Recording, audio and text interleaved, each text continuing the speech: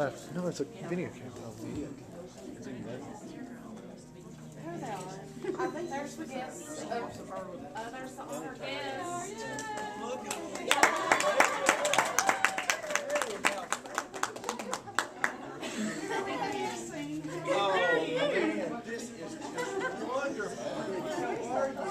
I was going to put it up on YouTube on a like a private link or whatever, and people didn't get to come or whatever. Oh, yeah.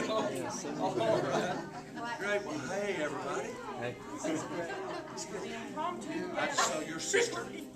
Yes? Maybe. Sister has a child, first chair. No, my sister's got a little.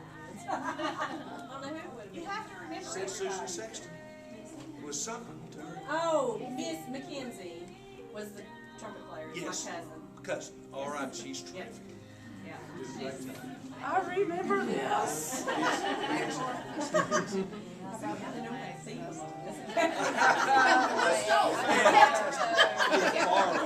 That's right. I see. I remember the making though. Hi dear, bless your heart. Oh, I love you. I'm so glad to see you.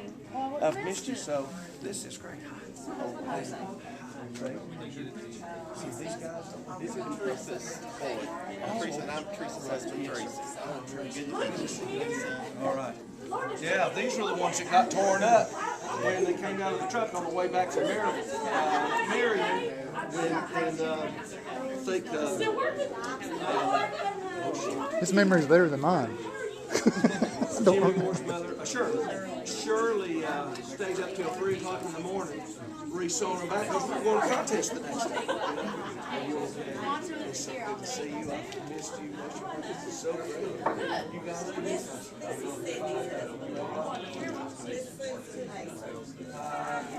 oh, I'm just great. Even better now. This is just great.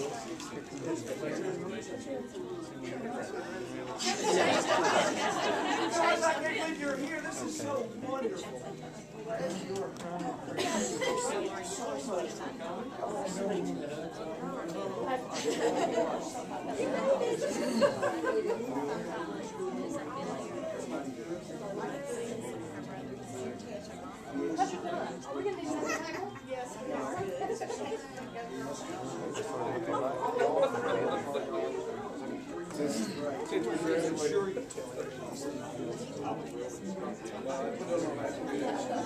Actually, the last time I'd seen the last shuttle go up, I went, did the whole tour, the simulator and all that stuff, and did a thing at lunch with an astronaut thing, and I videotaped all of it.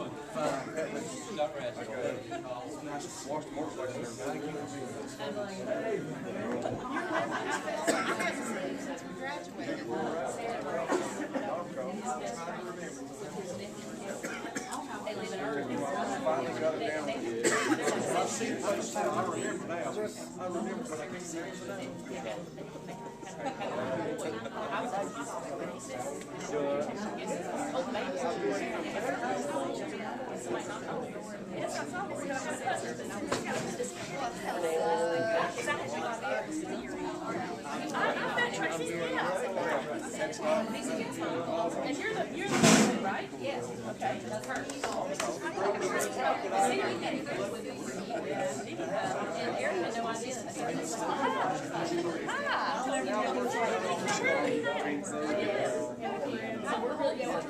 Look at my turn. You know what I did today? When I dropped him off this morning, I drove down. Hey, you all right?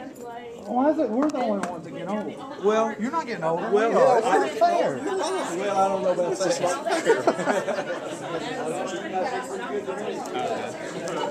I'll go speak to him. Oh, I bet. You still got your phone? We haven't seen pictures. I know who you are.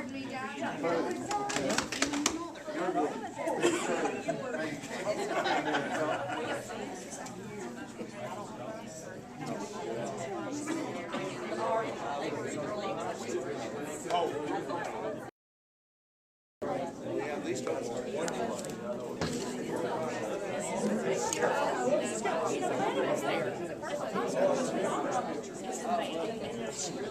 She said it's kind of melancholy. She started. She said, "For her to get to be She was just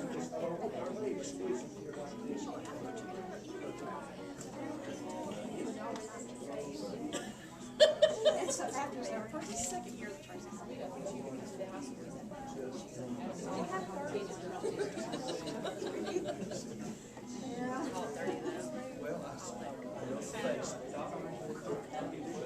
and I'm gonna sit down now.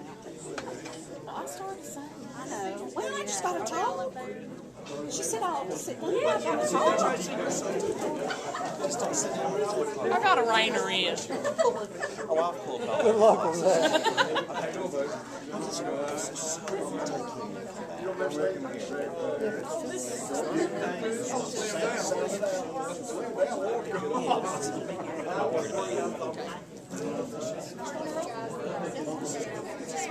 Yes. Oh, yeah?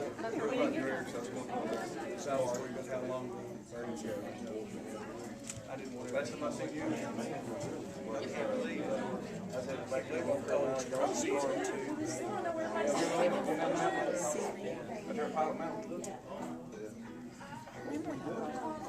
Oh, I wasn't even paying attention. I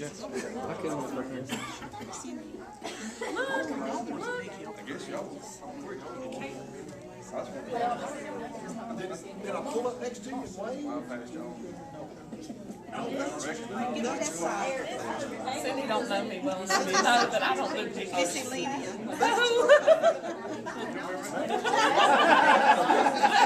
I knew you'd be here going like this. Just think you can like it on Facebook and begin to be. I don't do pictures.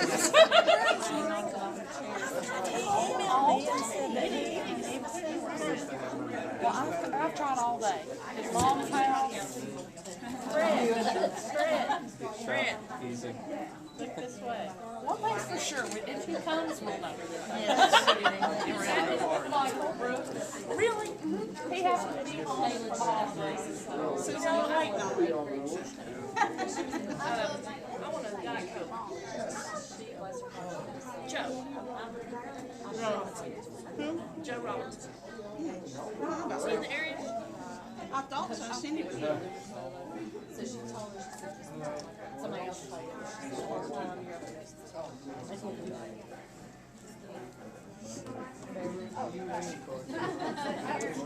Bobby, are you recording? Him, Okay, good.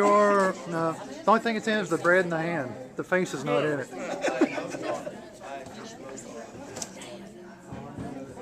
But all I have to do is go like yes to say that's who's talking, and then go back over here.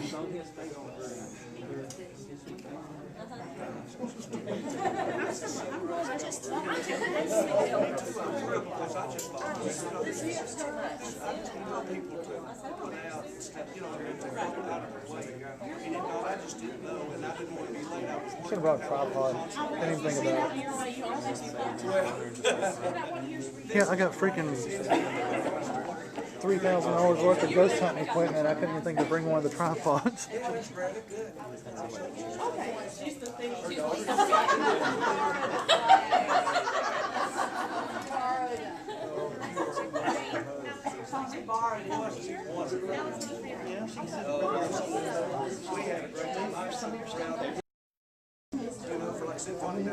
I've got kids, so if all of a sudden you hear what sounds to be, something something's talking, we're getting information. I've heard of that. About, yeah, I just got, right before I went on for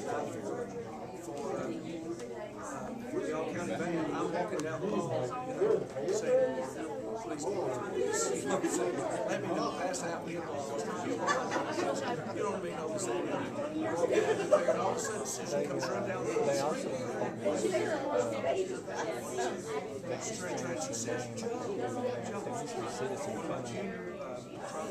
I thought they still toured us there as a game. I guess not. Because they did local stuff. Actually, Fastlane that they shut down in Bristol, they had a symbol of one of theirs up there.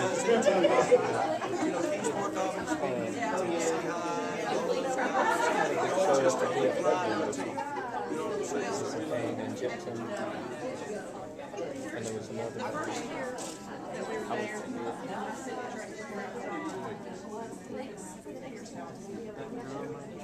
So whenever y'all were done, he went, oh. And so this year, Tracy said,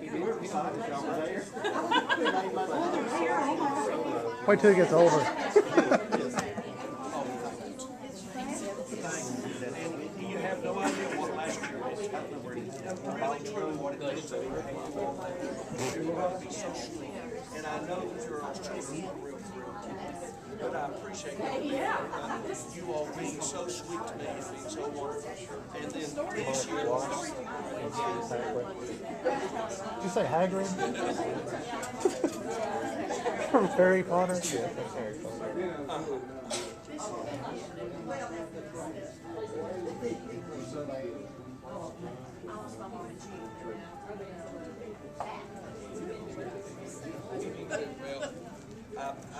I loved this year's band. I loved this year's band. You know, you do everyone. But very proud. Oh. So glad. How ironic. You was talking to me, but I wasn't listening. But you all were so wonderful last year. Getting to see you being so excited. That's okay. Look how gray he's gotten. That's the thing. See, I'm not gray. Well, I am too. I used to put color on mine and finally Pat and Laura said, nope, no more. Well, it No was more. actually- No more. I was talking to my group and they were standing. I gotta have a hug from you too, dear. I know. And I looked back and I saw Eric and I looked at this Eric looking at me. Well, we were talking about today how much fun we have when we go out to the house. I said I'd give my right arm one more time to sit I'm starting to, watching though. those girls play at that pool. And I was it's me, it's sitting at the kitchen table. Well, it was funny because Teresa and I were talking. I have to remind myself that I made this fall. You know, and so there's no more going back for 4 years and doing it differently. We used to love it. Yeah, you all sing, yeah. Everybody be singing their part, doing all the stuff, you know, percussion be doing theirs. And I don't remember what it's called, but my first year at Van you did, we all had the little legal classes. Sunglasses called legal. Sandra. Yeah. We all had the legal classes. But anyway, you and you and you did some sort of little, Skin or something? yeah, it was like you marched through the box. The shit Oh, the show. shit show, that's right. Yeah, that's right, that's what it was, because my first year at Continental High School, it rained all day. And they had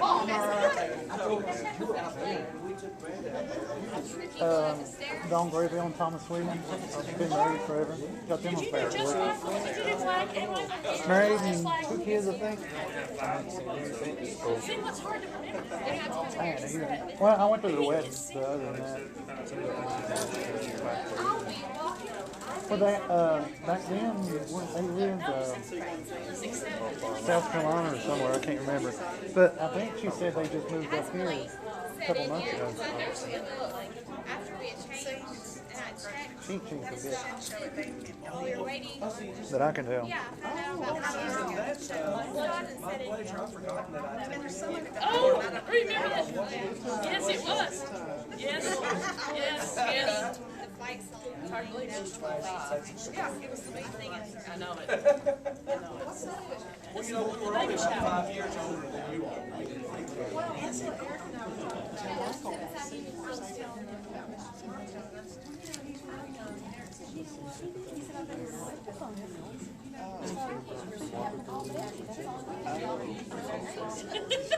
Broken down stereo equipment to tape it back up. I was 20. I don't even think I could find that kind of stuff anymore. So, I knew you were. But you know what? I did see at Best Buy one day, and I was walking down the aisle, and it made me stop and go back. USB turntable. You plug in the computer. Found out who your best friend's uncle was? Tell that story. You need to tell that story. Tammy, you gotta tell the story. You gotta tell it. Our daughter's best friend, her parents had her baby brother. So I was at the hospital, sitting in the corner holding the baby. And they've been best friends since kindergarten. They were, I think, in 2nd grade. And we were really good friends with them. Eric had become best friends with her dad. And so we'd known him a couple of years. And the curtain was pulled. And when the door opened, somebody knocked on the door and Mr. Mason spoke. And I thought, Pat Mason? I mean, I went to Abingdon, but I know who he was. I was like, Pat Mason? And when he opened the door and walked in, I just couldn't believe it. I just could not believe that it was. And I looked at Kurt Jones, one of the twins. And I said, how do you know that Mason? He said, that's my uncle. And I was like, of course I called Eric, and he was like, what? She was hysterical. I was like, what did she say? I was like, you're not going to believe who. And he was like, he's the twins. We've known them all that time. And no idea who they Those were. stories, guys, you see that I told you It's true. about the, yeah, it's true, yeah, about the works. I'll never forget the one about what? Oh, yeah. Oh, yeah. Well, yeah, knowing about it, you know what I'm saying? Kitty is in Raleigh, and Kitty's been a marvelous photographer, won national awards with her photography and everything. She lives in Raleigh with Keith, one of them, and has kind of been the nanny for Keith's job. Yeah. So it's We really want to been see a grandbaby. Oh, Oh, well, I should go get go get your, my iPad. yes, yeah. We've got a few. Yeah. All of them, yeah. Really sweet. He's A so few terabytes probably. Jackson. I've got to tell this story since I got all these people. You all will enjoy this, I think. Y'all don't want to hear these stories, do you? Well, of course, being a granddaddy is a new thing. You got to learn that. You know what I'm saying? It's everybody talks about how wonderful it is, and it is. But the thing is that, you know, for me at least, I've always, number one job for me, Susan is my life. The extension of Susan and I that are one is Laura, my daughter. And Steve Davidson, many of you all will remember Steve Davidson, looked at me one time and said, anybody that's been around you, Pat, for 5 minutes knows that you adore your daughter. I felt like that was one of the greatest compliments anybody had ever given me, and it made me feel so good to know that it was that obvious that I did. Now, I was blessed to have her in band with me as the director, for 4 years. But I can guarantee you there was never ever any time that she got a break, okay, or things went easier. I can guarantee you that. But the thing that was cool about it was that Laura, I always knew I had one friend in the band room. No matter how mad everybody was at me, I knew I had one back there that loved me. And Laura was a wonderful mode. You know what I'm saying? She was in on all the news. And she told me everything that I needed to know and didn't tell me the stuff she didn't need to bother me with. But she'd come to me and she'd say, Daddy, I know that I don't want to worry, but you need to know this. And everything. So she was the most delightful daughter to have. And a trumpet player, of course, in the band, and Mary, a trumpet player, okay? One that sat just a few chairs away from her. And Laura was the mama of the section. You know what I'm saying? I mean, she had everybody dressed right, had all the uniform right, kept all the music, made sure she knew where everything was. That was just Laura. You know, she was the mama of the section. And so when Laura graduated, the first summer practice that we had after Laura had graduated, I popped up on the podium and said, give me a con. And I looked back in that chair, and she was not sitting there.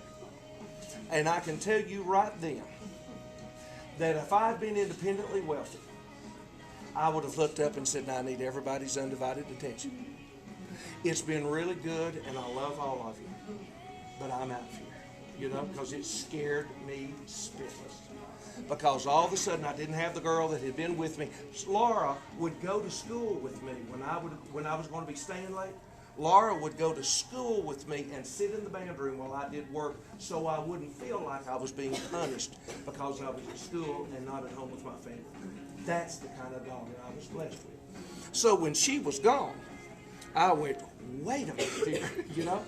And so, long story on this, or short story a little bit on this, I can't tell a short story.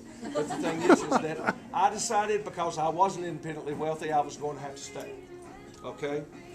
And what I discovered in that is people graduating, what it is that it just produces another place for someone else to come in, another student, for you to fall in love with. And if you will fall in love with each one of them as they come up, it will always be such a wonderful experience. And since that time that Laura has graduated, I have had the greatest years that I've ever had in teaching. And if I had left that year, that would have been the single biggest mistake of my life, because of all of the wonderful children that were waiting to have a chance to say, Mr. Mason, I'll help you. What do you need for me to do? And to fall in love with new ones. So, Laura has always been my number one job. She is now. She will always be. Okay, no matter what, married, whatever. Laura is my number one job. So when we started this business about having babies, Oh, no. you know, Hit the brakes. so I remember the Lord has taught me so much through me walking my dog late at night. Okay, now Sadie didn't know a whole lot about this deal, but let me tell you, when I'm walking Sadie, you know, I'm out there bemoaning whatever's bothering me and all and praying and begging and the whole business. So Laura had graduated from college, and I was concerned about her job. Okay, as all parents do, they're through with school now. Where are they going to get a job? And I'm out. It's 11:30 at night. Okay, I'm outside underneath the streetlights, walking around with my dog, praying out loud, Lord, Lord. Laura's out of school now. She's got to have jobs. Just somebody. If somebody will meet her, somebody will know immediately that she's, you know, what they need. And all of a sudden, as I am bemoaning this fact of what I've got to do, you know, I've got to do something here because Laura needs a job. And of this overwhelming feeling of, Pat, I've got this. If I can part the Red Sea, I can get Laura a job. And I know you're the daddy, and I know where you are. But you just get over here, and when I need you, I know where you are, and I'll call on you. Okay? So I said, well, okay. You know, so here we go. She immediately gets out, gets a wonderful job at Campbell's Pools and Spa as their public relations person, so on and so forth. Everything's rocking along just fine. Laura gets pregnant.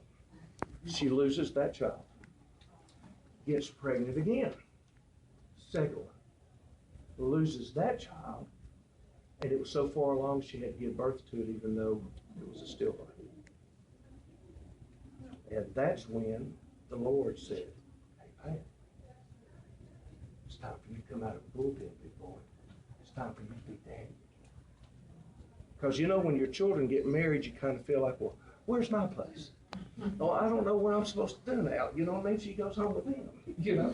And I'm not sure, and that was just kind of difficult for me. You know what I'm saying? I loved him, but I'm going, I don't know what I'm supposed to do, Teresa. I'm always supposed to know what I'm supposed to do, right? And so finally, all of a sudden, and it says, now, I need for you to do what you do. You go in and be daddy. You go in and believe. You go in and be strong. You go in and tell her it's going to be okay. And be encouraging. And lead them out of this time. And so I did with his wonderful blessing. And so when we got twins, when twins came along, and then we lost one of them, and I kept telling Laura and Wayne, we are not going to bemoan about what has happened. We got one in there. And we're going to hang in here, buddies. And so now we've got this sweet Jackson, okay? Just about a week and a half ago, he's 5 months now, about a week and a half ago, I'm sitting next to him, okay? And he just goes, and he turns and he looks at me. Not a baby, you know, no. He turns and he looks at me and just gets the most precious smile. And he knew who I was. He knew I was supposed to be around here. And my heart flew away. I thought, oh my Lord, he owns me now. And so, but that was the neatest thing when he looked at me and smiled. Now, he is an angel, but he also has some fire. I'm sure that doesn't surprise me. And he has a tremendous temper. So he's sweet, but when he gets mad, it's instant. Now, babies are kind of like that. But if he chooses to keep that personality, I'm looking for, about the time I retire, which hopefully I'm going to retire at the end of next year, Jackson will be rolling into his terrible twos, you know, and I'll be able to go over and tag team with Laura, you know what I'm saying, and wearing down, if nothing else, and looking forward, hopefully, to being around a long time so that I can teach Jackson how to let his temper make him more dynamic instead of a pain in the rear. You know what I'm saying? So anyway, I hope you enjoyed the pictures of him and everything. We're having a great time, and it's fun doing that. And I looked up, I found a hobby. You believe it, guys? I actually have a hobby. I grew flowers this summer. Flowers. Who would have thought? You know? And when I started this stuff, I realized I knew all of this because my mother was a fabulous, yard person, the whole business. And I started doing all these things that I didn't even know I knew how to do, transplant and stuff and everything, because I'd seen her do it all my life. I had stuff hanging in every tree. Everything, people were coming by the house and stopping and telling me how much they loved, my yard. And I thought, well, this is great. And then Laura asked Jackson, and I thought, the band's in trouble. Because I gotta water my flowers and I gotta take care of Jackson. I don't know who's gonna do the band. So, but we managed to muddle through this fall and everything. And You muddled through. And I have children at Cobb County High School that are like you all are. Okay, they really truly dig in their heels and love it. They understand every time they bring their horn up to their mouth, it's special. That they're representing themselves and the people next to them and their school and me, But you have a lot to do with that. Yeah, well, and we do push that and encourage that, but I'm very blessed. I just want you to know I have people that still treat me the way you all did. And I hope that will last until I retire because it really makes a difference. And what a joy it was to do this, the all-county band. And several of those children, of course, were in it that were children of people that were former members and stuff. And they weren't real sure how much they liked me or not the first morning rehearsal, because I'm kind of real, you know what I'm saying? And, no, surely not. And I kept on really encouraging them, to care and to buy into this and to do. And tonight, guys, they were out of this world. I said, let's drink from the bottom of the cup. Let's stop skimming, Let's put our feet flat on the floor and flat sell this, And they did. They were wonderful. And then to get to come here and see you all, it's the greatest thing. So we'll get Susan to pass the pictures down and everything. And you don't know Laura, but I'll tell you, Laura. Laura looks like Susan, and everything comes out of her mouth is all me. Okay? Wow. So, that's what people say. No. I've heard that before. Never out of a female voice, but I've heard that. You know what I'm saying? It's really great. And little Jackson's got that look too. A couple of baby pictures, and you say, oh, cute, smile. Oh. I've seen that look before. It's kind of that. Let's not do this again. Kind of thing. So some cute pictures, but everybody, thank you. He may have your looks and her voice. Well, maybe opposite. We'll see. I hope he gets my grandmother's talent. Skip Laura. I'm hoping it landed on me. Last name Rose. Yeah. Thank you so much for being here. Actually, go ahead and get his because I forgot. Thank you.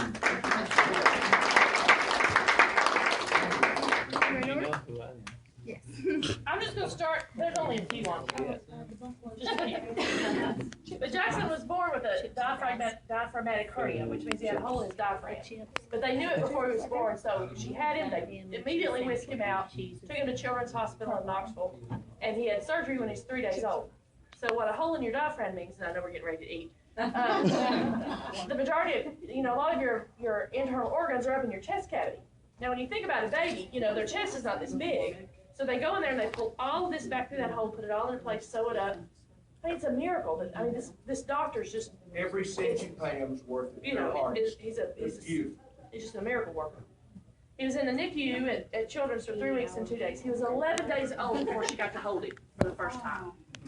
So the fact that we've got him now and he's having to do physical therapy because where he was 3 weeks early and then he was in the NICU for 3 weeks, his muscle development up in his chest is not what it should be. And so therefore, when he eats, he just gets tired. So he's 5 months old, but he only weighs 12 pounds. And I said, now listen, you mean we're in physical therapy with a 4-month-old? You've got to be kidding. What do you do? But trust me, that's sure enough, that is. They put him on his little tummy and make him roll over, and they'll put him on his tummy and hold something up he wants to see, and it makes him raise up and hold his head up. Laura says it's adorable to watch him put him through all so this stuff again. Some of these pictures are when he was in the NICU, okay? But the last ones are the more current ones. Take it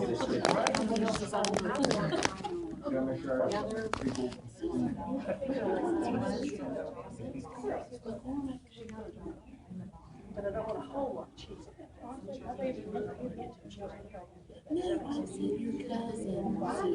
Got to figure it out now. She said she got me. Chicken cacciatore. I'll call you and tell you.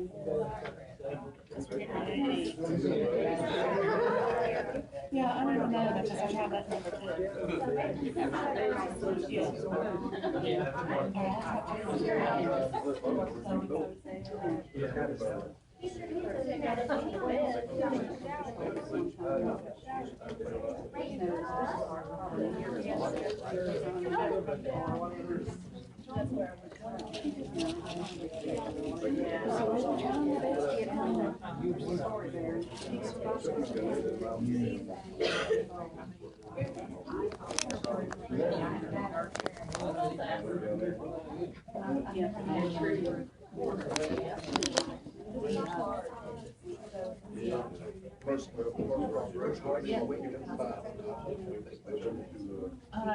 People in my band know. Well, before Chris and I came here or on the phone, they were laughing about several things.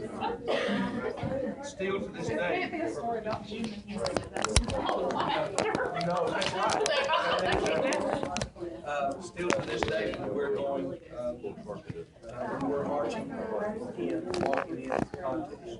The kids will go, you may not even know this, we did this when we were at Dogwood Arch, where kids wouldn't want to be anywhere else. And I'll say, that's right, I said, wouldn't want to be anywhere else, wouldn't be doing anything else. I said, wouldn't want to be with anybody else, you know? And that's exactly what we're doing, because at that time, our families, we were sitting there on the curb, and it was hot, and we were just about to pour out into the street and be gone. And all of a sudden, I hear Henry, wouldn't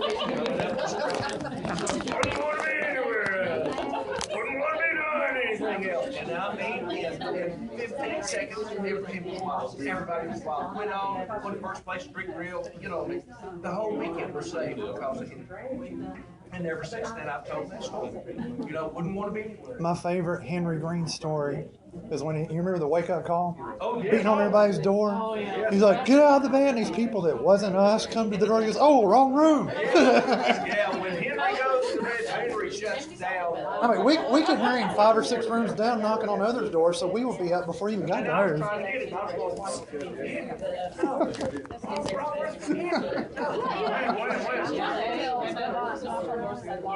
yes, that's exactly right.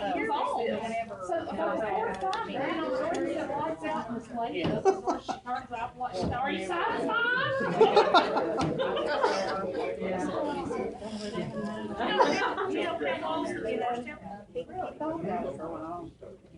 This little boy's up there in office, we're doing one.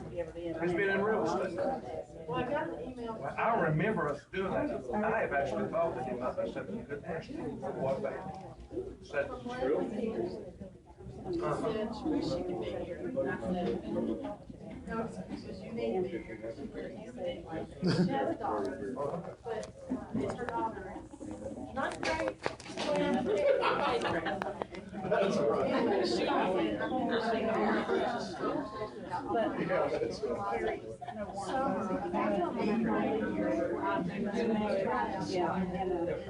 So I actually first got sent me a message. She said to tell you that she has tried to explain to her daughter.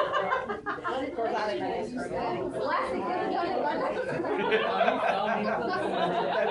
yeah. I now say I've got the little Springer Spaniel.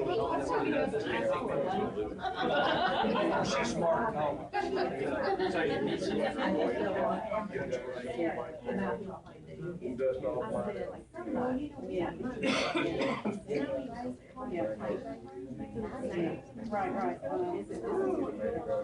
I have a question. Did you only dance on top of a bus that one time, or did you do it more than once? He did it several times. Oh, did he? I only remember one. Yeah. He can't do it No, first of all, that stub nose, you can't get up on the flagpole. Oh, yeah.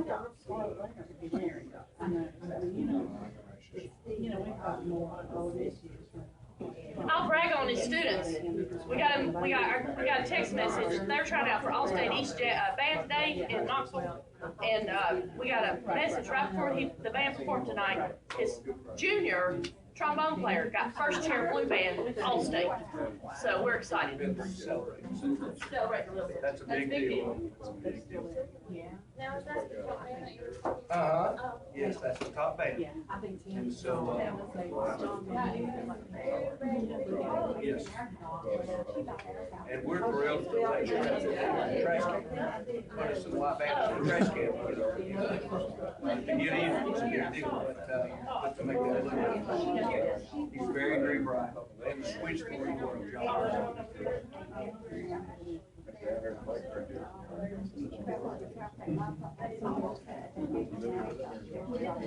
Because I can remember the one time he was on the bus, it was at night and the roof had water on it. This is so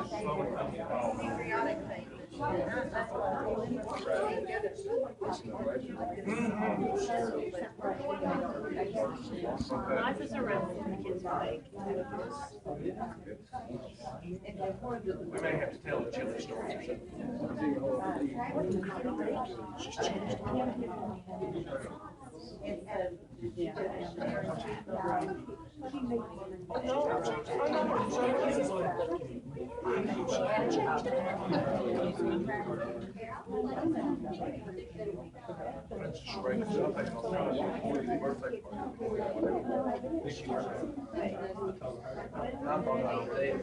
I was coming 40 and I thought, well, you know, I need to make sure I've got somebody take over the family because I'm passing on. And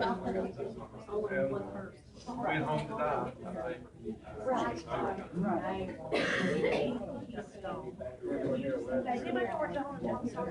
They actually moved around here a few months ago somewhere. That's the last I heard from him. It was a couple months ago. So he was with Stoker at one time. Yeah. See, I looked at it on Friday night. I mean, it's gracious. And I'm going, Is he still this big around? and it's honest. He goes, what are you doing? He says, well, I'm the original co-owner. I knew that it was a, you know, start kind of a company. And he said, yeah, says, if you're going to be a big business, this is a good one company. I said, you sure? He said, no, since they do things in paper here, they do no place else. And I'm that amazing, you know, ours and other places. So he was there a couple of times. He got me in on some real stuff. Scotty had told me you were And somewhere. I talked about Dawn and we're talking about I remember. this flat stayed after the finally said yes. I remember the day he told me they were getting married. I was over at his house, we was shooting basketball. He goes, "You're not gonna believe this." I'm like, whatever. He goes, he says, "Me and Dawn are getting married." And I just fell to the ground. I'm like, what? Because he used to complain about her a lot in school, but We grow up and change. Well, we still get a Christmas card from Sam Harris and Felicity. And they've got a daughter that's marching in the University of Georgia back in. they've been together forever. She's 5 years. I think it was last year she moved into the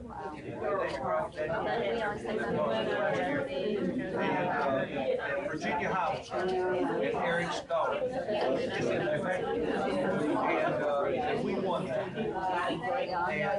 And I'm shocked. Eric was so excited about bringing his daughter to me. We were down there around Christmas Eve and everything, and she was not real thrilled at all about coming down. You know what I'm saying? I was the enemy. We were the enemy. He said we had just beaten them, and she was not real thrilled about it. And of course, Terry was being so wonderful, and he wanted me to meet her, and I was so excited to see her. But I could tell that she was sweet, she wasn't rude, but I could tell she wanted to get the guy real fast. You know, and I thought, and that's what had been supposed to be with you guys. Because it is difficult, because sometimes they don't right off the bat understand. I know here before last battle. I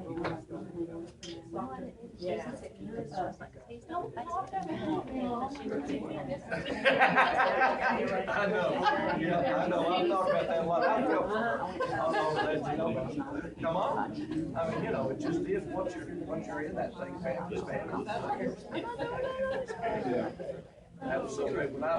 Teresa, when I looked at it, of course, I didn't have any glasses then, I couldn't see my but I looked, Teresa was looking at me, this was 2 years ago, you know, she was on the track, I had already run into you for the first time. You know, and I saw Teresa, and that's God, Teresa. I mean, 20 years ago, you know, and we did one of those movies. I mean, we started running, and the most, we got each other. And I'm not a crier necessarily, and we were crying, you know, but it was so great. And she said the sweetest thing to my band, okay, about my mother and dad, told about, you know, when mom and dad used to come to the things and all, and said so many wonderful things about Susan. And it was, and of course, you know, my dad's like, yeah, we gotta go tell her. And all this, that, and the other, and she's going, I don't want her to act. I know what I'm talking about. But she was so kind.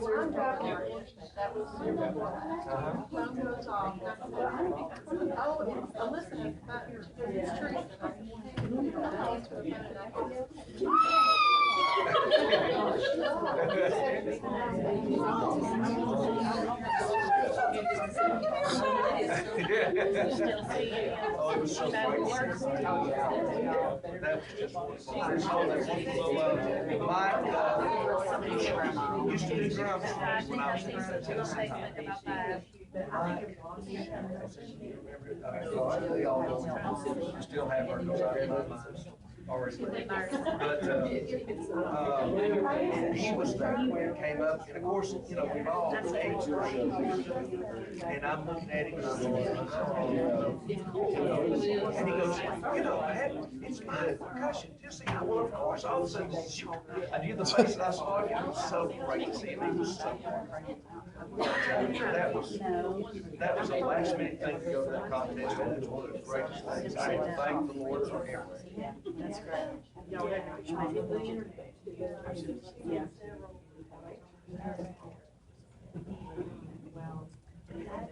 Got over it. Wonderful. Isn't that great? Oh, my Lord, that's the best. We just might have to get some of this. Well, we have another funny story. We have a couple at church that like to travel, and they're on this bus tour out west somewhere or something, and they get to talk pretty much these too. You know, they say something about where they're from, and our friends said, well, we're from Newport, and they say, Newport, and you know, yeah, I said, yeah, and it was the elders on the bus trip with people from our church. I mean, did you ever, you know, so of course, the things that we're talking about here, you know what I'm saying? Right. Because the elders, you might want to play hard in the couple, just super,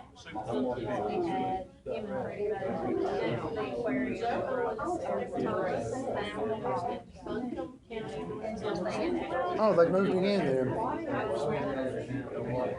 Okay. I have. Yeah, it's over on the western side, I think, Western Carolina. Yep. Where's Renee Colton?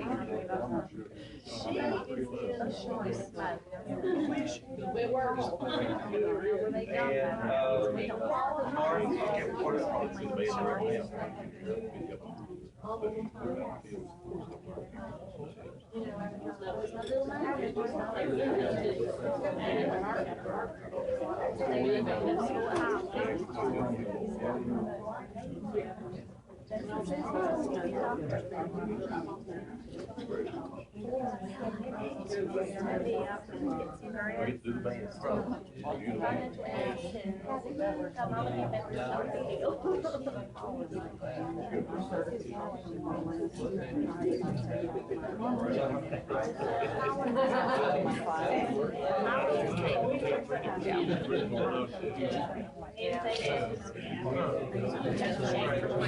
That's a shame.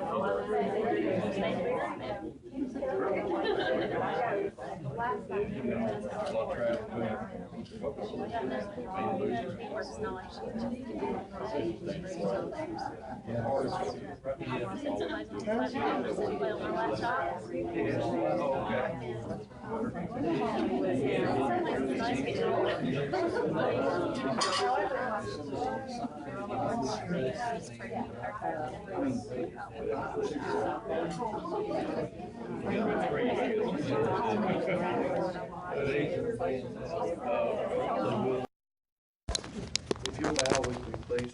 Heavenly Father, what a joy it is to have friends and loved ones, people that mean so much, and the privilege that you give us because you love us so and that everything is important, and that you let us share.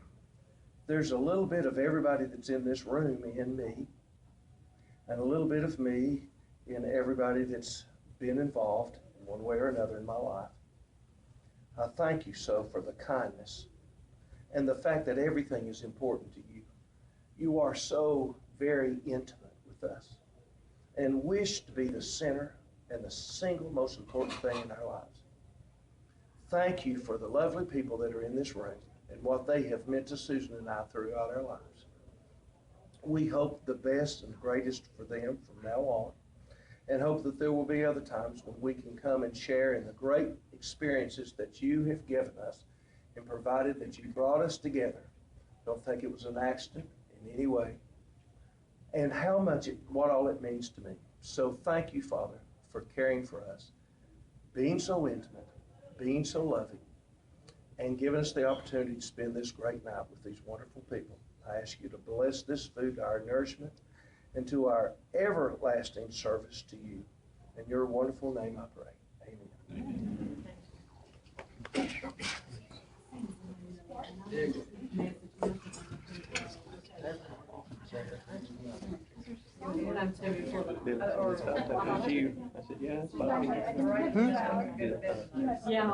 Oh. So I didn't know who it was until you just said it. He was like on bandmaster. People drugging stuff out on the field. For the school? Oh, okay, I was thinking, you talking about rock band or? Oh, you talking about back then? Yeah, He played, he played. one of the, whatever that was. Yeah. I guess bass drum. The one that had the four different sounds or whatever. Because I remember he carried it like that. No, the triple was, Yeah, the other thing. I used to play Mike. I can't remember his name. That guy that played triple. Skinny dude with glasses. We used to always trade out. Not Barlow. That was Danny Barlow. Like going back to the high school.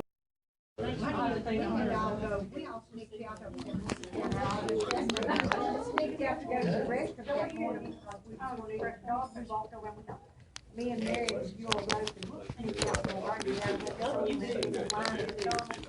Well, you know the chef runs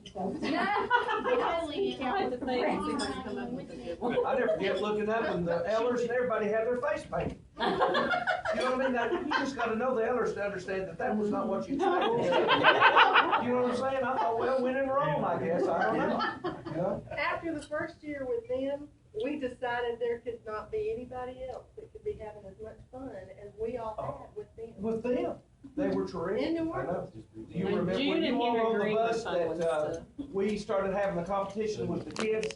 The kids, Jimmy and all were back there, and they would sing something, and we would sing something, and they would sing something. Anybody remember that? Yeah, I And so remember, Mrs. Eller stood up, and we started the national anthem. And when we rolled into the parking lot, I mean, we were flat laying it out. The adults were. Yeah, the adults were. You know, the national And anthem. Bobby, the bus driver, was just shaking his head. Oh, Lord. You know, but that's one of the big, I remember, do you remember us practicing down there? Anybody remember us practicing in the parking lot and that night when we played? Yeah. Like I've never, I mean, no one believed that a high school band could play. It was growling. We sounded like a top 10 drum corps. It did sound. Just absolutely, you know, we had just practiced and practiced and practiced, and you were ready. We went outside because the people at the motel were so excited about us being there. they've been so sweet to us, and I said, well, will you You come told out me and you took play? them to the park, ain't you? Yeah, taking them to the park, and they said, well, will you play for us? And I said, sure we will, because we were always cocked on go. You remember that? You want us to play? Sure. And so I got everybody to get everything out, and we all lined up, you know. It was right, because we were all lined up right against the motel and counted that thing off, and carry me back to Virginia. Lord, did we play? Did we play? I'll never forget that. And it was just the molecules. I mean, just the whole, everything in the air was just full of that sound, sonority, and tune, full, rich. You know, you could have cut it out and eaten it, you know? And just, my heavens, I'll never forget that. We did that one time at John Battle. We went up and it was a Friday night ball game at John Battle. And we had one of those nights, and we went down there on the field, and we absolutely melted down that press ball, you know? And Steve Huggins, anybody remember Steve Huggins? Steve Huggins was there that night, and he was going crazy over how full and how loud and how great the band was. You know, that's the night we gave Scotty a plaque. Y'all remember that? Yeah, we gave him a plaque because they'd already planned that they were going to be a little ugly to us, so we decided to kill him with kindness. You know? So I decided I'm going to make him feel about the size of a tip turd. You know?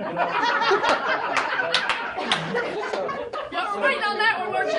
You were waiting on that one. Yeah, we know we're getting down there now. You know? So anyway, Scotty was reading, their announcer had been going, and now the real band. You remember that? The only band, the real band. Yes. And they would give us all that stuff, you know. So anyway, we Scotty didn't want to come down to the field. He was afraid. He said, well, Mr. Lambert, please come to the field. The Patrick Henry Band has an award for the. Scotty didn't want to go. You know, came down there, and we gave him some award for something, you know, for this and that and the other, and all the success and the whole thing. Offered to him, and then you all played, and oh, Lord. And when that show was over, I'll never forget, Steve Huggins came up to me, and he said, about this big.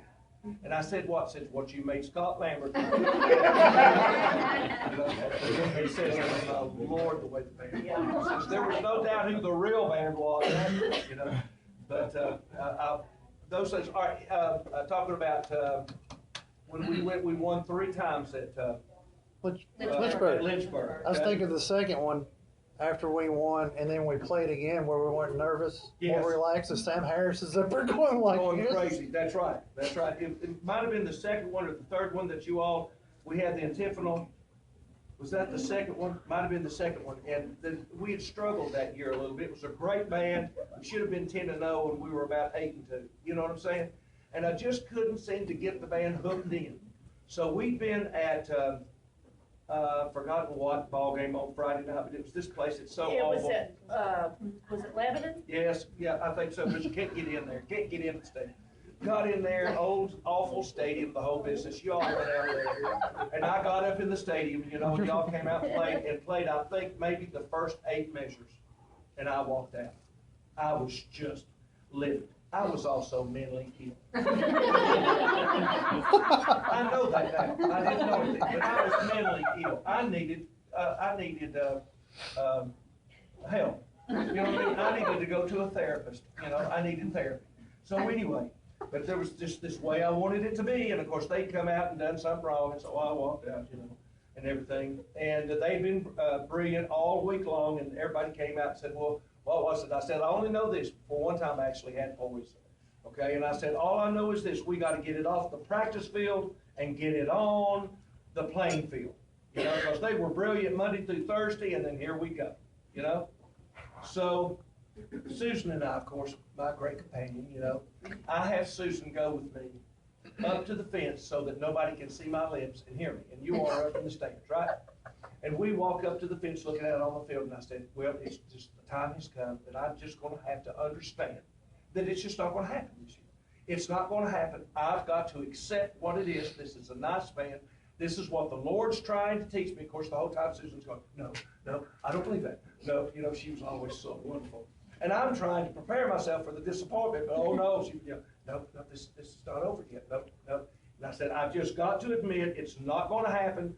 This band's not going to be what I thought it was going to be, and that's okay. I need to grow up and get used to that. So, of course, we go back up into the stadium, right, sit down, and all of a sudden, I look up and there's Jim Moore and there is, I think Cindy was in that group. it was Jim Moore and it was, what was it? We just asked about her a minute ago, what trumpet player? Christian Griffin. And I said, okay. And I just turned around, didn't say any more about it. Everything's fine, right?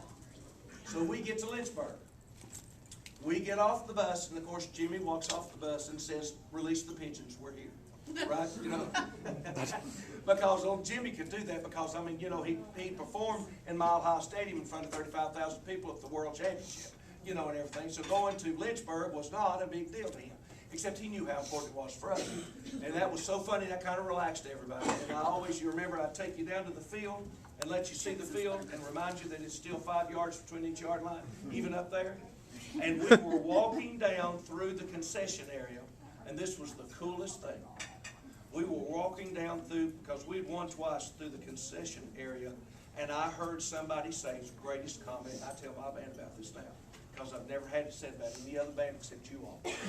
We walked down through there to go to the field, and somebody that was working in the concession stand looked over and said, "That's them." And that thrilled me to death. And I thought, all right, you know. And so anyway, we go get ready. I do the sermon about put everything out that could be an excuse for why you can't excel. All of the excuses, all of the everything, put it away. Tonight's got to be real, right? We go out, line up on the field, and start the show. Now it's supposed to go.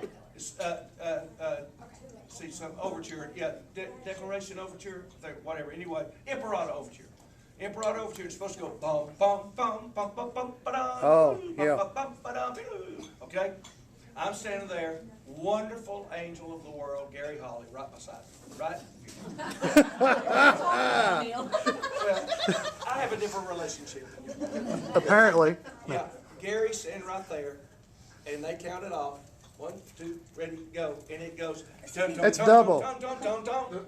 Completely. It's antiphonal. Bum, bum, bum, bum, bum, bum, bum, bum. And out of some miracle, it goes, The very next one. bum, ba, bum. And it sounded intentional. And yeah, it sounded like it was, yeah, they thought we'd done it on purpose, you know? And I'm standing there, and it goes, bum, bum, bum, bum, bum, bum, bum, bum. And I didn't even breathe. I stopped breathing. And I said, well, that's it. That's it. We might as well just let it go home now. We're 4 counts into it, and it's over.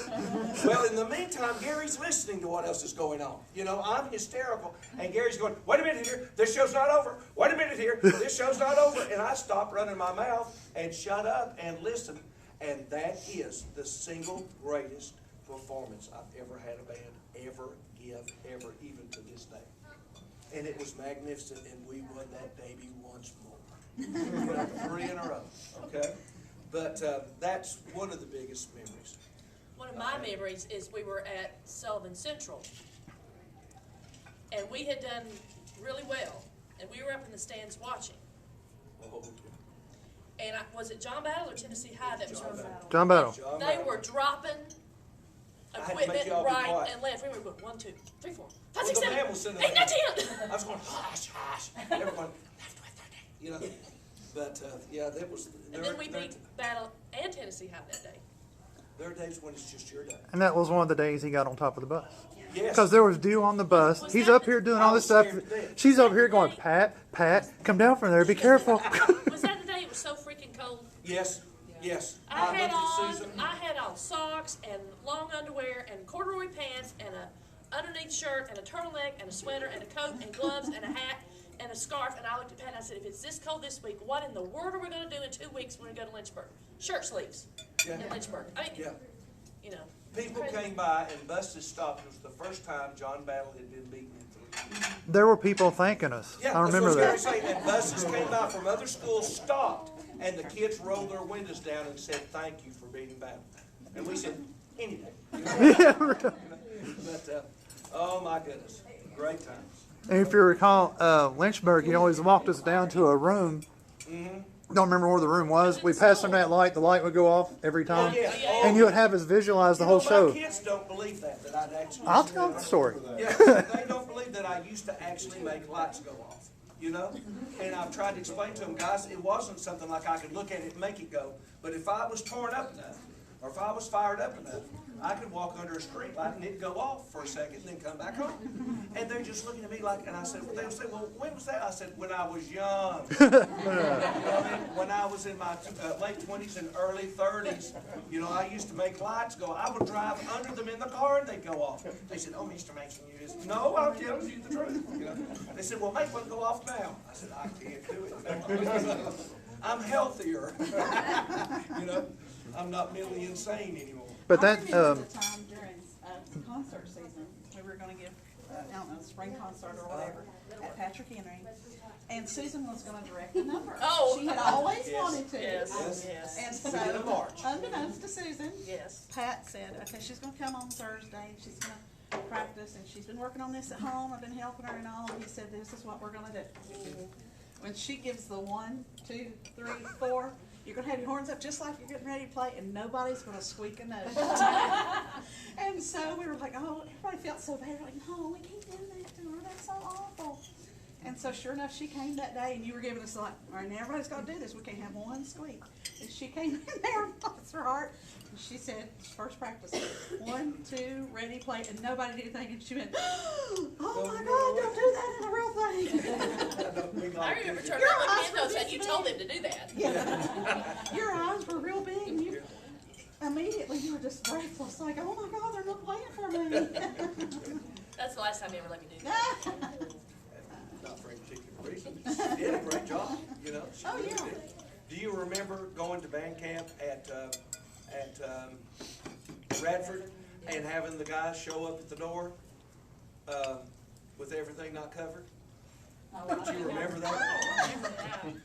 That was, and do you remember when they stole the percussion equipment? Anybody remember when they stole the percussion equipment and Joseph Kabbalah or whatever his name was running off with the kabasa and the percussion section was in hot pursuit? I'm sitting there and we're practicing the band and all of a sudden everybody goes, oh, look, that guy looks like he's got, and I turned around and all of a sudden here it looked like Keystone Cops, and all of a sudden here's the percussion section. And then I said, that looked like our drummers. They said, it was our drummer. And he was on a skateboard. You remember that? Yes. You all finally treated him or something, and we went and got it. I remember we were practicing late at night, and Wayne was there, and the lobby doors were locked. It was Wayne and us, and we were learning some parts. Sure. Just a few of us. And I remember there was a flasher. Oh, yeah, that's what I mean. The flasher came. And I said, oh my gosh, because I was facing that way. Oh my gosh, he's gonna. And I went like that.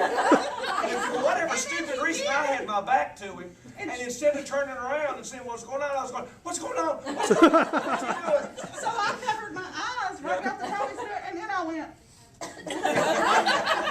I peeked. Well, we used to, those shows were Add Water and Mix. I mean, we teach them today and then stay up that night and make up new parts and do the drill. Mr. Davidson and I write music and we do color guard. That was when, it was just the greatest thing in the world. Stay up till 3 or 3:30 in the morning, get back up at 5 and go out and teach, I'm going, Lord, help us. I remember the year we were standing in that big tower, the big new door. And it was time for us to be out on the field, and when we were at the complete other end of the campus for practice. So we're standing there punching the elevator button. It's not coming. It's not coming. And all of a sudden we start hearing, help! Help! Can anybody hear me? Help! And we're like, that sounds like Joe. It's Joe Robinson. And he was stuck in the elevator. Really? And we were all about to go down the steps, and he was like, wait, you gotta get me. I remember a trip, I think we'd maybe been to Knoxville, we went to Gatlinburg. Yes. And the bus broke down in Pigeon Forge, and we were at some motel, and it seems like there was another band there or something. We were working on. We used to go to Dogwood Arts all the time. I remember going to Dogwood Arts. I'd get there all the time regularly, and they'd say they didn't have a room. And I'd just talk to them 2 hours before we left. I'd call them every day before we left. We'd get down there, no, got no rooms. I said, oh, yeah, I got rooms. What year was it that Dean cut his finger off? Yeah. Oh, my Lord. That was You was there, wasn't Fair. you? 85, 84, 84. It wasn't World's Fair. Well, it was 85 then. It was Don that tripped and caught the door. He was standing. His finger was inside the door. Yeah, he had his foot on his hand on whatever the door thing was, and she tripped over her luggage and fell, and when she fell forward, she caught the wooden door, and it... Smashed a top of his finger off. Who? Dean Henderson. Oh, yeah? And next thing I know, you look down, and he's down there, somebody's pouring alcohol, and he goes, "Oh, son, this hurts." That's all he said. Oh, I'm telling you what, I just kept going, don't fall down, don't fall. We'd never get done. You know what I'm saying? Had to leave him laying there. Just keep the man up, keep him up. We grabbed that finger, you know, and held him up. What? Nothing. I thought if you fainted, we'll never get He it. lives out. You didn't tell the story about Linda Lincoln putting that surgical glove down in their elbow. I don't remember that one. You wasn't there? That may have been before I was there. What would you say was the greatest win? Anybody? Surely. Your opinions? Dogwood Arch. Dogwood Arts? For you? All of them. I don't know. But one that stands out was the first time we won a trophy at Dogwood Arts for concert band. Yes. It was I think it was a third place, and Hello? it didn't really matter because we didn't have any at that point. Yeah, Hey, I'm that's doing true. all right. How are you? Good. I remember when the awards was over, me and Thomas Williams went up to grab that trophy. We carried it to the bus. How are you? Field that they used to mow the football field or whatever times, it was over there on the other side. And Henry said, "I'm so sick and tired of hearing about this and that and the other." Says, "We couldn't score anything." Says, "I feel like getting up, getting on that tractor, driving it all the way down the field, parking it in the end zone and saying, 'The first damn blue thing that's been in this end zone in the last 10 years.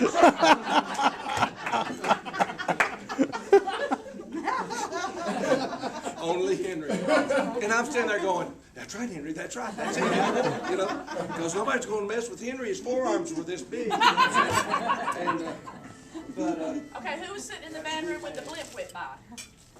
do y'all remember? I think I remember that. Yeah, now that was kind of early on. Do you remember it? I remember that. And it was, what was the drummer's name? Mark, Mark, oh shoot. And he goes, "Mr. Mason, the Goodyear blimp," and it was a really important day. I mean, you know, it was one of those days. "The Goodyear blimp's right outside this door." And I said, "Not today." I said, "Don't mess with me today." "But no, Mr. Mason, this is the truth." I said, "Listen, this is a really important day. Don't mess with me today." And I start to count the band up. "Mr. Mason, I'm telling you, the Goodyear blimp is right there." I said, "Mark, if I come over there, this is going to be a rough day for you because we are really in a hurry and I don't have time for nonsense." "Mr. Mason," I said, "Okay." So I came back there to that back door, excuse me. Went back to the back door and he goes, "Yes, the Goodyear blimp, it's right there." "Ah!" And it was gone. It was nowhere. And I said, "Mark," he said, "it was in that tree right there." I said, "Mark, I've seen the Goodyear blimp and it can't fit in that tree." And what it was doing, it was on its way to Knoxville for the Tennessee-Alabama football game. Going down the interstate. And it was going down the old road, the Lee Highway. And it was just following the terrain, and it was, they couldn't have been more than 25, 30 feet off the ground. And they were going, Yep. and it had dipped down. And he's going, "The Goodyear blimp's," you know, and I was literally ready to kill him, you know. And I said, "Mark, I told you," and he was looking at me, and I was looking at the window, I could see it. And about that time, I saw the nose of that monster coming up out of the ground, like, coming up like this. "I told you I didn't have everybody out." And everybody jumped up. We all went outside, and they were so low. They were talking to us. We could hear their voices. We were waving at them. You know, went by. I thought, no way. So this year during the fall, I'm hearing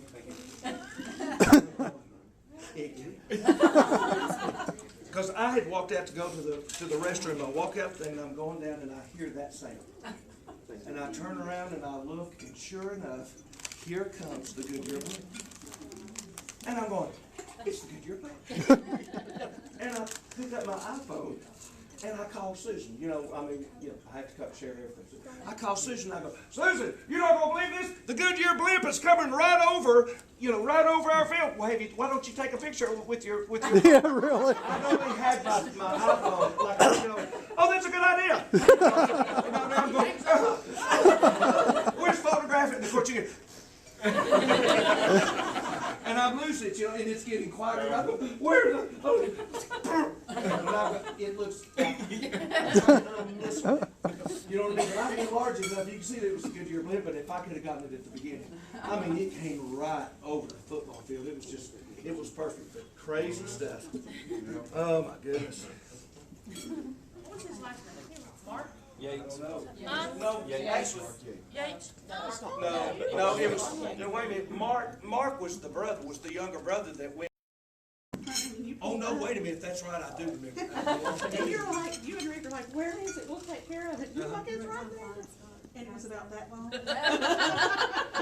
We were staying up for and the next day he forced like the thing like that. It was so small. It was no bigger than a worm. We'd run up on the board. Well, your mother being afraid of anything, you know what I mean? Because she was so great, you know what I mean? I can't imagine your mother being afraid of Satan, much less a little snake. Oh, we ran from it. You and Rick got a big kick out of it. I miss Rick. Rick was wonderful. Rick was a great young man. It's when we were down in New Orleans. We were down practicing for that. Do y'all remember that? We were at that park. And you all had already kind of done a mini version of that whoop sound, when we had been down at in Abingdon at your community college. Virginia Highlands, we were practicing down there on that lower parking lot. And we'd done that, the thing 100 times, I know. And all of a sudden, on the 101st time, they come down and turn and hit that first note, after we turned. And it was just, whoa!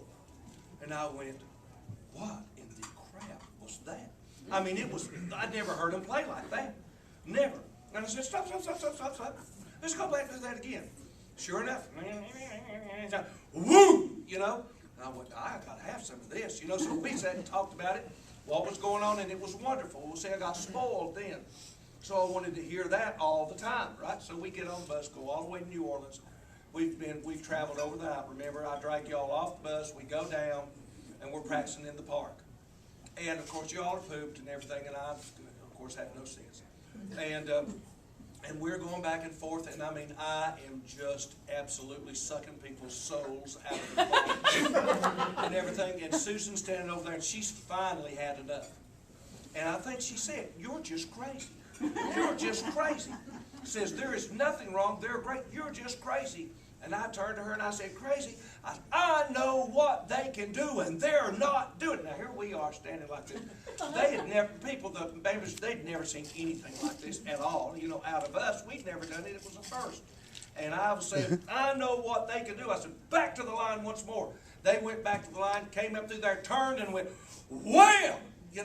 And everybody just stopped talking and went like this. And I stopped and just said, "That's what I'm talking about, and I'm going to get it every time, whether if you like it or not."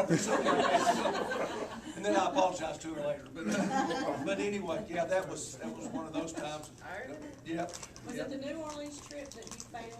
Yes. Yes, I it think I broke saw a picture on almost broke Facebook her. or somewhere where you got the plastic bag over your. Oh, yeah. And she got in the van with the Kingsport Dobbins Bennett people, who were talking about how unfair it was for lowly little Patrick Henry to have to compete with the great God's gift to humanity, Kingsport Dobbins Bennett, and that they ought to have classes and everything, because here we are, little bitty Patrick Henry, and there they are,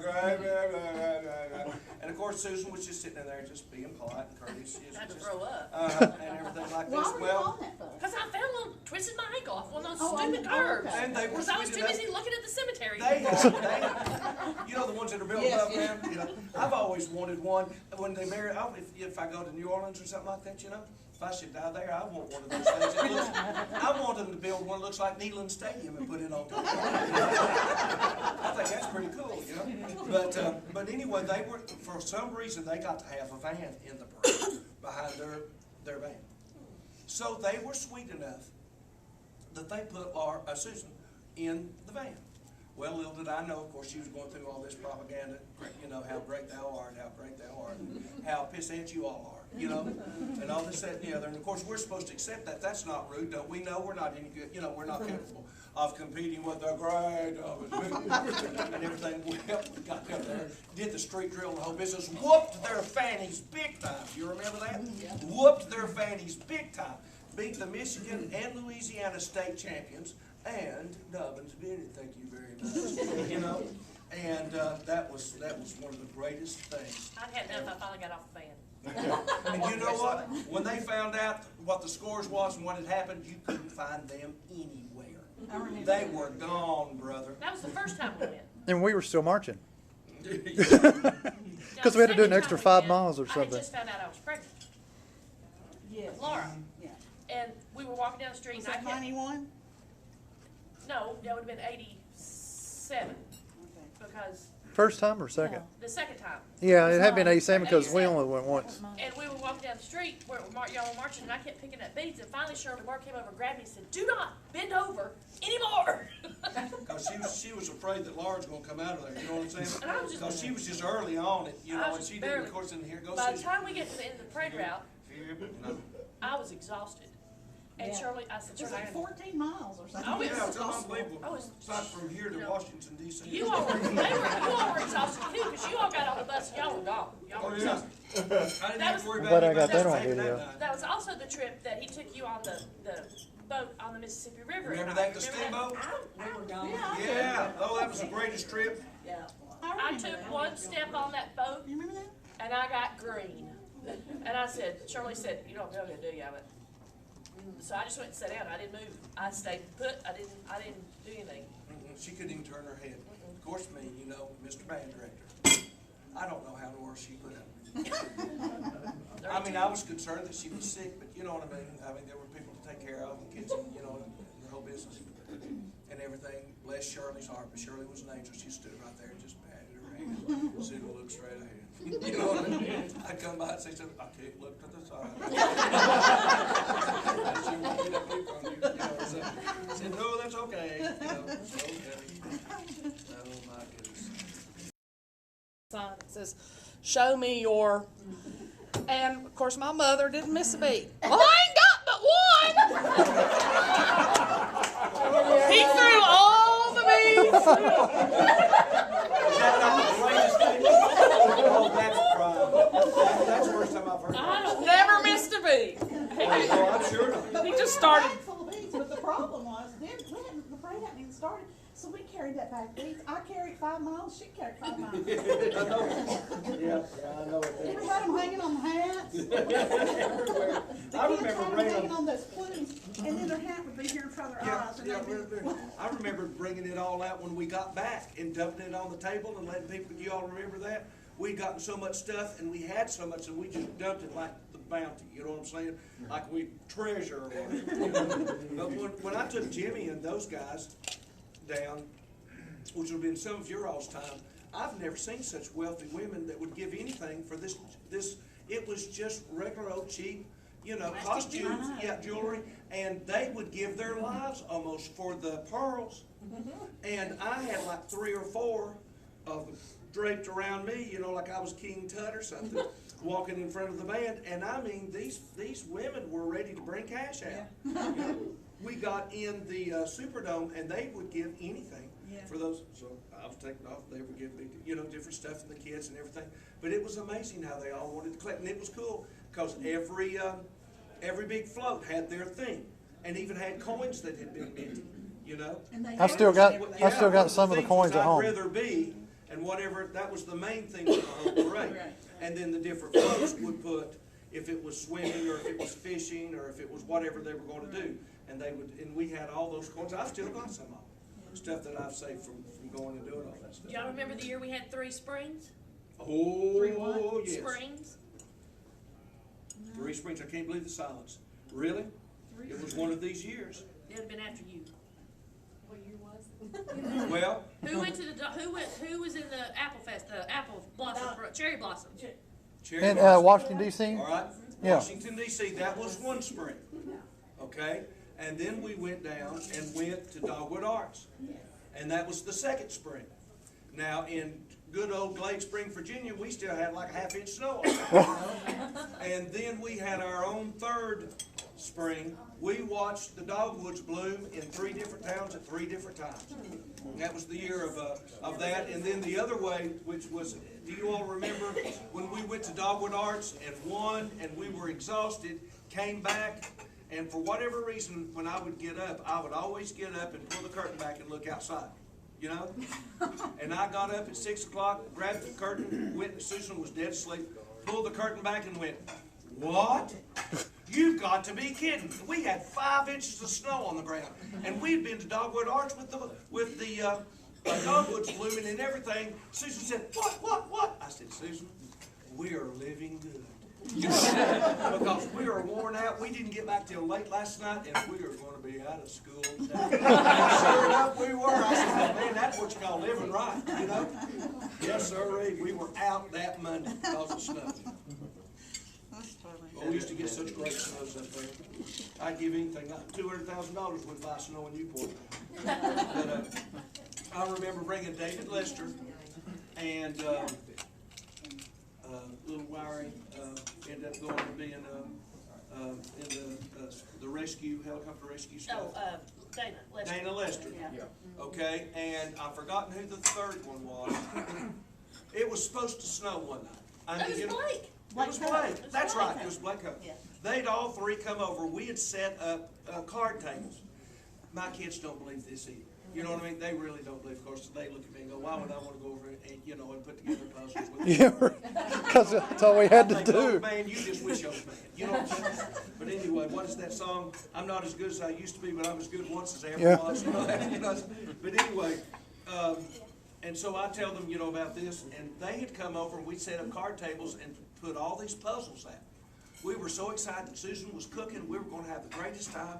We were going to stay up all night and put together puzzles. Because we just knew the snow was coming. Well, yeah, this big monster snow was coming. We were going to be out for a week, So we're there 1 o'clock. It's okay, it's just get warm. 2 o'clock, we're kind of going. Snow. No snow. 2:30, 2:45, 3 o'clock. It's not going to snow. There we are. You've never seen 3 more pathetic or 4 more pathetic people in your life than those 4 voices, because we knew we're going to be in school. And around 3:30 or so, it started. And man, it laid one on us. I mean, we had 2-3 inches in no time. You've never seen so many relieved people.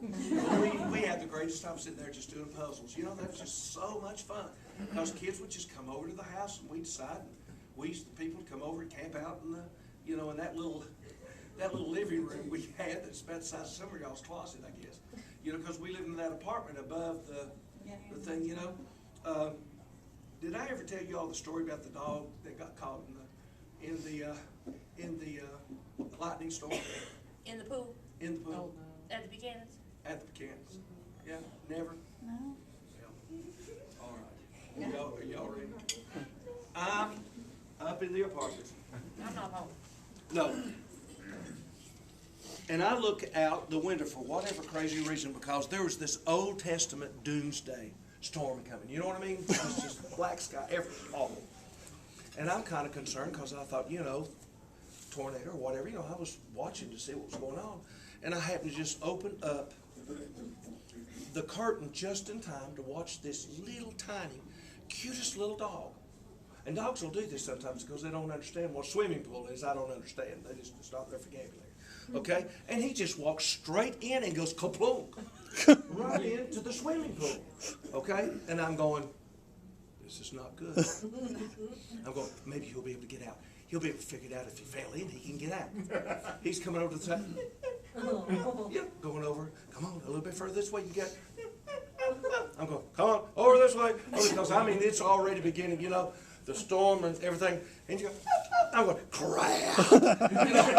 I knew I cannot sit here and let this dog die. You know what I mean? So here I go. I've got warm-ups on, right? And that was when warm-ups were really, the sweats were really, Were the really thing, popular, right? yeah. And so I run out, and about the time I get down the stairs and turn to go to the swimming pool, the big mother drops start. I mean, they're like the size of a $50, right? And it's pouring. I run down to the swimming pool and think, okay, here's what I'm just going to reach in and get him. I run up to the side of the, come here, baby, come here.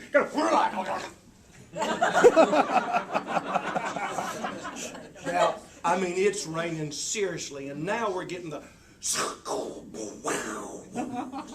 the lightning. It's going off everywhere, and I say, come on over, come on over. I said, I can leave you in here, and I mean, it's bouncing off everything, the lightning, the whole business, right? And I'm going, what am I going to do? I've got to get him out. What am I going to do? Well, about this time, I realized that my sweats, which were completely drenched, right, were down about here. And the crotch is here. And I'm going,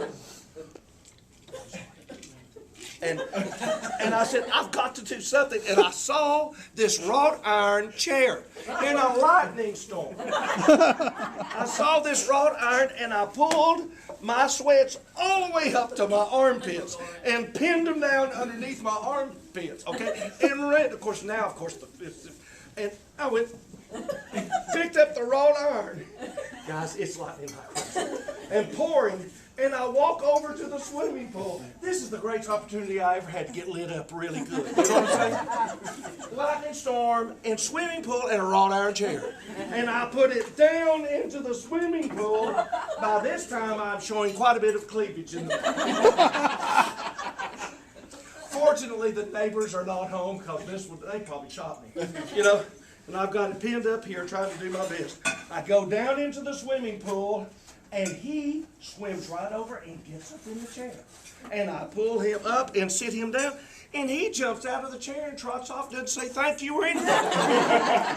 There's no appreciation at all. And not in his vocabulary. I'm going, not in his vocabulary. And I'm still pinned up. I'm going, that's all I get? And I go up, the light, I'm telling you what, it's a miracle I didn't get killed that day. But I could not believe I was going to have to go get that dog. Didn't even know whose dog it was, do we? No, I'm just glad the Candace didn't come home in all my glory.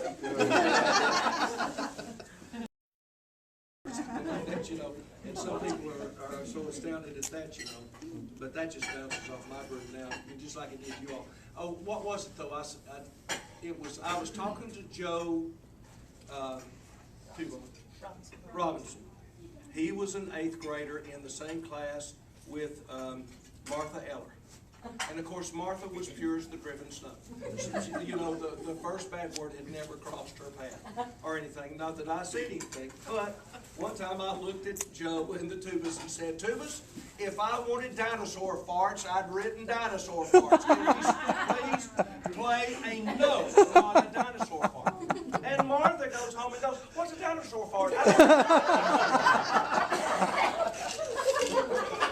And fortunately, of course, Mrs. Eller was so great. Now, I could see myself getting fired over that, but the wrong way.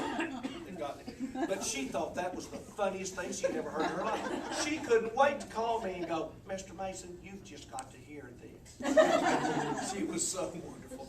She was so tickled over that, thought that was the funniest thing, that Martha just didn't know what in the world a dinosaur was. Funny. Yeah. And do y'all remember Mr. Hill? Emery Hill, I love that man. So he's the one that gave me the break, because Mr. Hill interviewed several people, and there were several guys that were older than me, had a lot more experience than me. And we just had a great interview, and he wanted the young guy that had the enthusiasm, not the old guys that had already done their thing. Or we wouldn't be sitting here having this. If Emery Hill hadn't decided, nope, I'm going with the young guy, And I'll never forget, we used to have to play for the PTA meetings. You remember that? We'd do concerts. They'd have the big open houses. Right. And we have to do a concert, thing 4 days after marching season's over or whatever, We'd go on the concert stage and play. And I'll never forget, now you would have been there, you might remember this, but Emery was so great. He came up, scared me to death, came up in front of all the PTA folks there and said, before Mr. Mason got here, we really had a good band. Uh-oh. You know? And everything just got real still and quiet. He said, now that Mr. Mason's here, we've got a great band. And I thought, that sweet man, but I've never been so, whew, you know, and everything. But he was just so, he was so much fun. He was so much fun and took care of me. I mean, there were a couple of, you know, people that just couldn't adjust, and they were gonna get me or die, you know. And of course, Emory was very ill, and the only person in the United States of America that had lived having what he had, no joke. And he went to the Mayo Clinic all the time because they studied him to find out why he had lived and everybody else. That I always said it was just pure meanness. You know what I'm saying? But oh boy! But anyway, Emory had them all. You know, Emory had them over the barrel because he had all these sick days.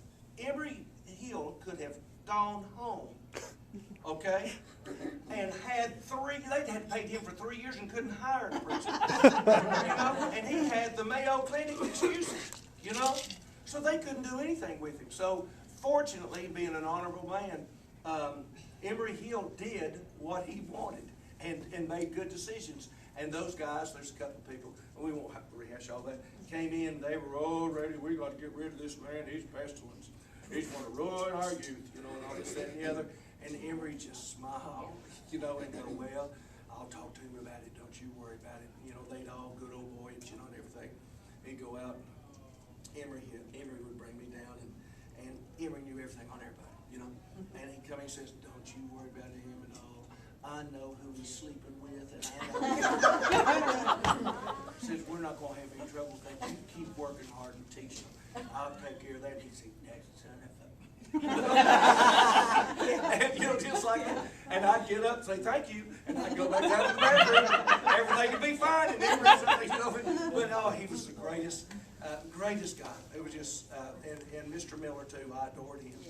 You know, and his wife was so wonderful and so funny. And I took a class with her one time, and they said some way to use the word asbestos, you know, that's in stuff. You know, use asbestos in a sentence. And so she was so crazy. She wrote this down. She stood up in the thing. These were all adults, teachers. She said, I'm trying to get this done as best as I can. And I couldn't wait to get back the next day and tell Mr. Miller, tell Roy Miller. Roy just went, oh. Were you in that class with her? I said, yes, and I'm loving every minute of it. She was such a doll. But they were such, we were just so lucky to have those wonderful people at that time. You know? And it was great for me being a young director and needing that kind of support, you know, in the whole business.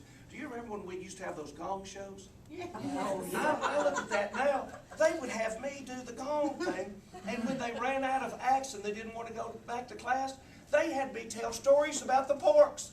My twin nephews. Do you all remember that? The ones that threw the crap against the wall? Yeah. And the place was coming unglued. I was standing up there. It was a stand-up comedian in front of the whole school. You said you're in another room. And I look back now. You couldn't get kids to do that and sit through that now. But I told about my twin nephews. Because you said you were in another room and kept hearing plop and then laughing, then plop and laughing again. Act like he was all torn up, and the other and I thought, one of these is having way too much fun, the other one's way too torn up. And Keith, who was, of course, the one, he was the instigator. Keith had a little bowel movement. And so they had all rolled out of his diaper. You know, these little turd balls were all over. And he didn't know what else to do with them, so he thought, great, I'll throw them at Kurt. You know? And Kurt's on the other side, and he's going, bam! And of course, Kurt's going, like this, and getting real bad because he couldn't get his bed to scoot. And Keith had figured out how to scoot his bed, and he was coming in on close range.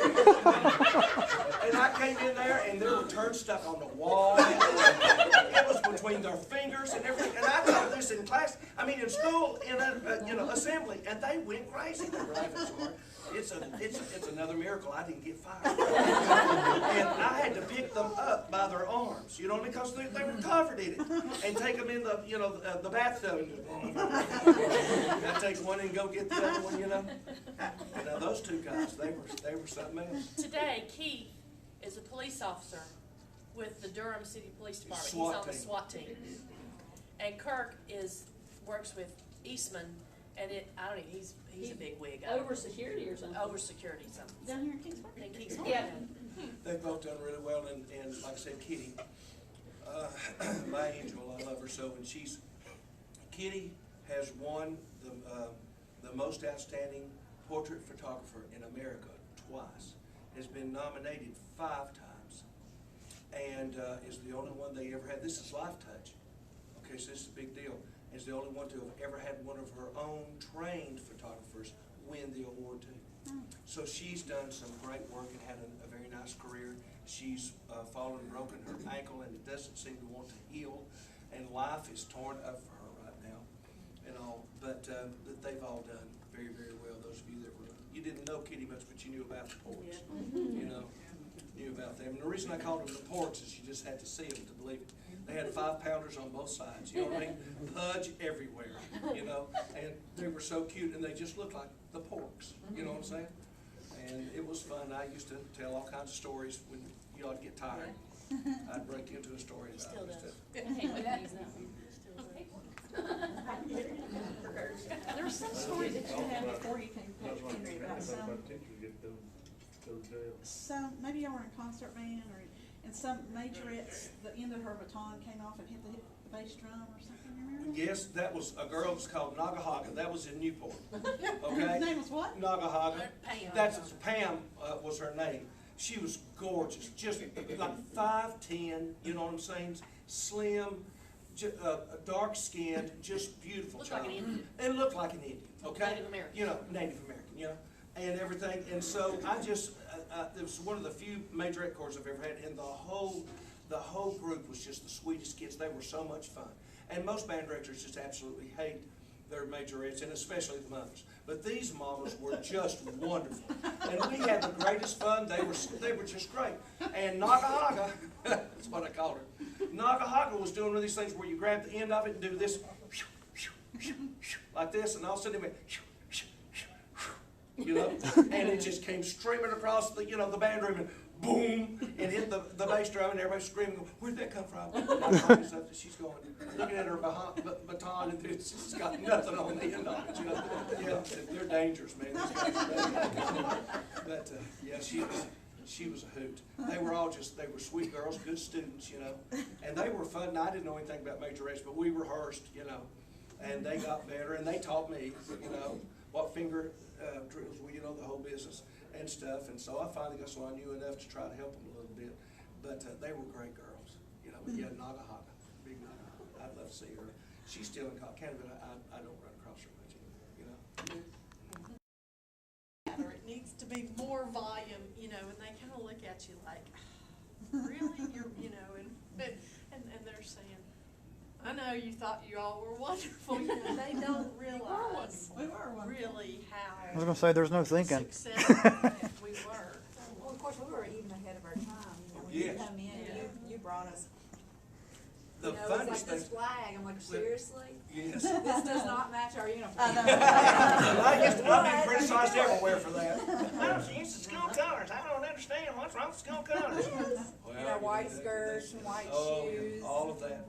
Yeah. And it was so much fun to do all of that, and the great parents that have been such a part of all of that and helped so much, that contributed, you know, to our lives, and that we have enjoyed so much because all of that, you know, and it still goes on today. You would absolutely adore my bamboo president in Newport, Cheryl Brooms. And let me tell you, she's a chip off the old block.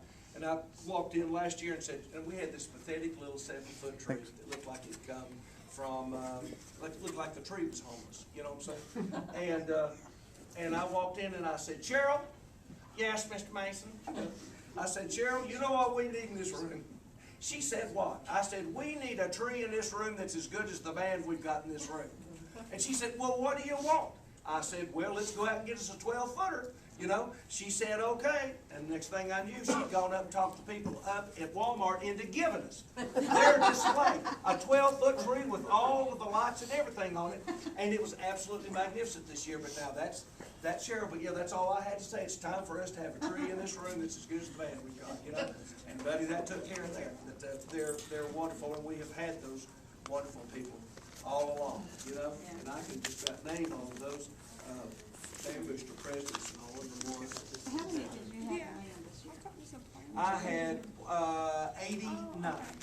We were one short of 89. Now, if you come, I know some of you come to Gatlinburg for vacation. We're not that far. Oh, no, 30 minutes. Where are you? We're in Newport. It's right in Newport. We're in town, downtown. I mean, Yeah, when you can come right through Newport, up through Cosby Highway and go straight to Galveston, you know? And would love if y'all call, that would be wonderful. You know, but now one of these days I'm gonna retire and Susan and I are gonna hit the road. I'll still work. Well, yeah, but you know, she can work all the time. Do you ever see Teresa Hatcher cancer? Oh, Yes, yeah. let me tell you about, I wish y'all could come and see my room. No, it's just videos here. They're gonna think I'm a little dressed up for Susan.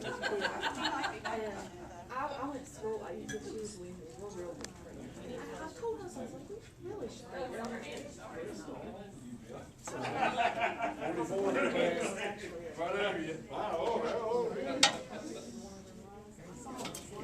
Good for you. Good. Church there. Thank you, man. Yeah, they're going.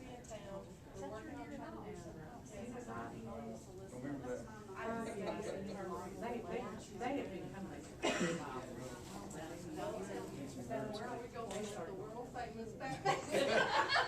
I'm sure she's done how long she's. They're great. You really like, I like it. You know, I don't like having the X's above your head.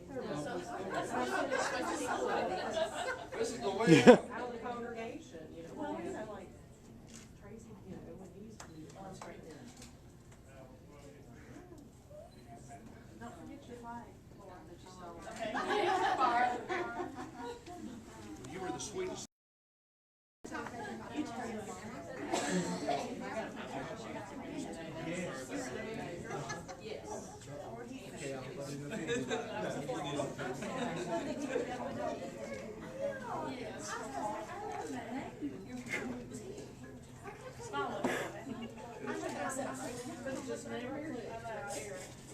Okay. I have a memory too. Nobody else remembers it. I guess I'm just too old. What? You remember Linda Lynn? Yes, yes. You remember Constantine? We were on the stage. Yes. You remember the surgical glove? Oh, yes. Oh, yes. And I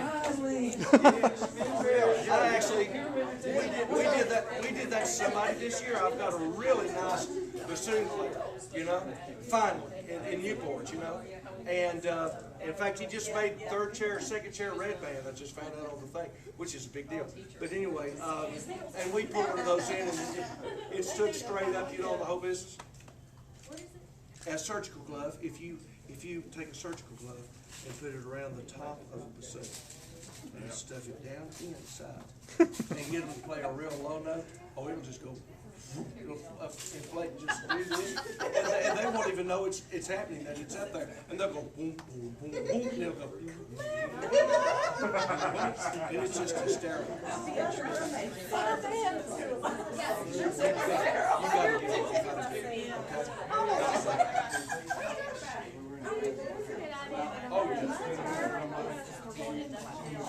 Wimpy should have that surgery. Drop weight just like that.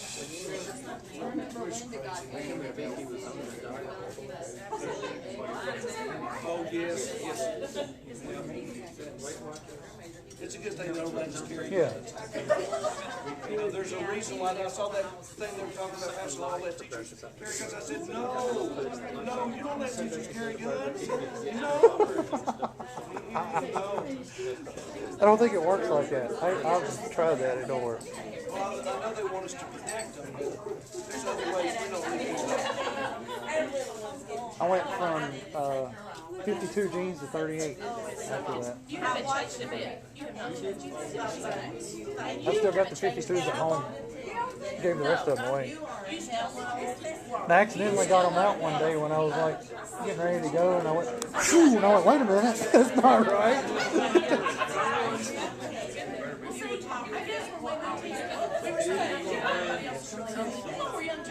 Put my number in. Because I could do crap with mine. I sure have. It's been a great time. 276 494 2215. Yeah. Huh? Do you have any of the VHS? No, I don't have the tapes. I've got the stuff to convert it from VHS to digital. I just actually need to find the tapes to do it. My son, He's got some of them, I think, on this. Mr. Cox and my son. I need to get copies of them. My son don't believe we used to how good our band used to sound. The movie. Because I could probably get them all on one disc if I can get a Good copy. movie drumline. He thinks it's just, greatest thing since sliced bread. How good this sound. I said, well, we were like that in high school, not in college. Yeah, really. I'm gonna get some of them showing you. All right.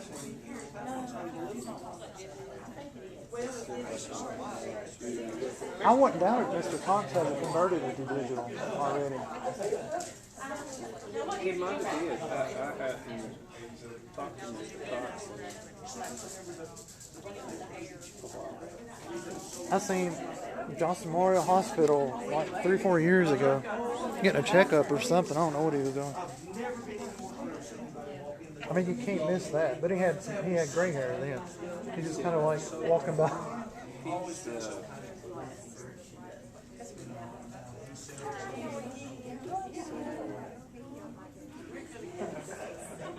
He's 2009, 2012, he bought his later in life crisis car, brand new Corvette. Yeah, because he always had something. Yeah. Took it straight home and started painting the door handles, the mirrors, and 2 stripes down the hood. Brand new car. He probably never drives it. He was at cruising. They have a cruising in Abingdon every now and then. At Magic Mark parking lot, Saturday nights, so springtime, you might catch him. Oh, the Trans Am's been gone for years. Yours? Oh, did you sell it? It probably had it parked in the carport. The rats got in it, ate all the wiring harness and everything up on it. So I just, instead of trying to pay a couple $1,000 to get it fixed, I sold it to somebody. I know how that is with rats nesting in Michelle, so maybe Surprised there's not a colony in there. It's like they got great grandchildren. It may be where Stuart Little lives. Nice seeing you again. Holler at me. I'll text you. Boy, I sent you a text that said hi. Oh. So.